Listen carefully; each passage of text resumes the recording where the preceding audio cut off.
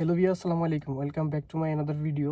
আজকের ভিডিওতে আপনাদেরকে দেখানোর চেষ্টা করব কিভাবে অটো গাড়ির গিয়ার শিফট করতে হয় এবং অটো গাড়ির গিয়ারের কোনটার কাজ কি। তো ভিউয়ার্স, দেখতে পাচ্ছেন গাড়ির প্যাটার্নটা দেওয়া আছে, গাড়ির গিয়ারের প্যাটার্নটা দেওয়া আছে। এখানে যে পি পি হচ্ছে পার্কিং।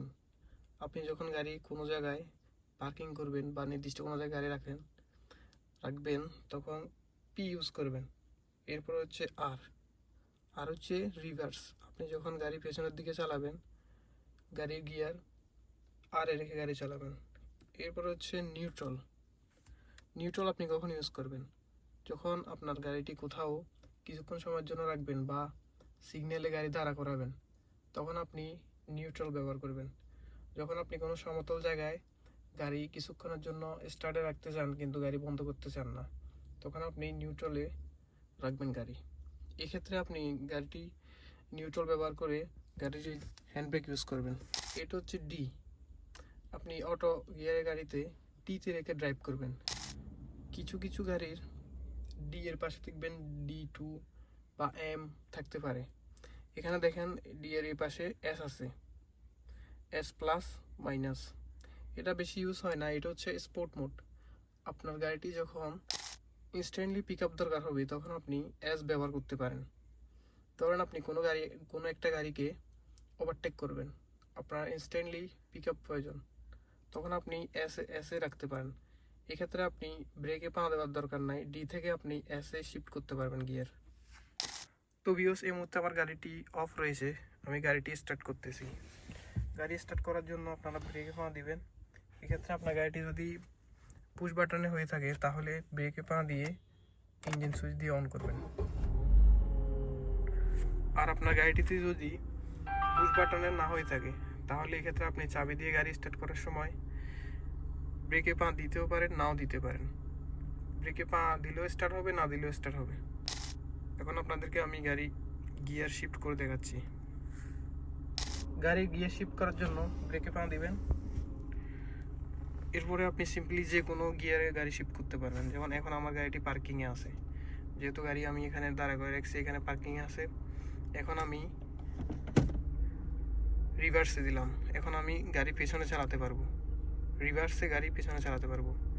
এরপর হচ্ছে নিউট্রাল। এখন গাড়িটি নিউট্রালে আছে, দেখতে পাচ্ছেন গাড়িটি এখন নিউট্রালে আছে।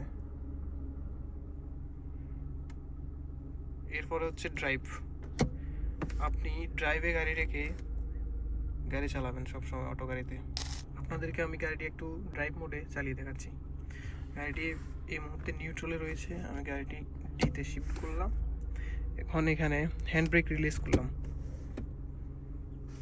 এরপর এখানে ব্রেক। আপনি গাড়িটি রানিং করার সময় ব্রেক আস্তে আস্তে ছাড়লে গাড়িটি চলবে। এক্ষেত্রে আপনার পিক আপ ধরতে হবে না। প্রথমেই যেখানে দেখতে পাচ্ছেন গাড়িটি আগাচ্ছে সামনের দিকে।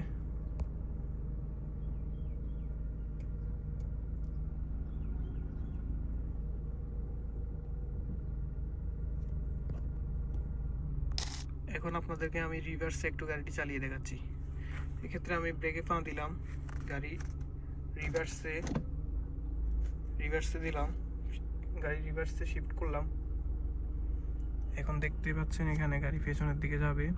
ব্রেকটা হালকা হালকা করে চাললে গাড়ি পেছনের দিকে যাবে।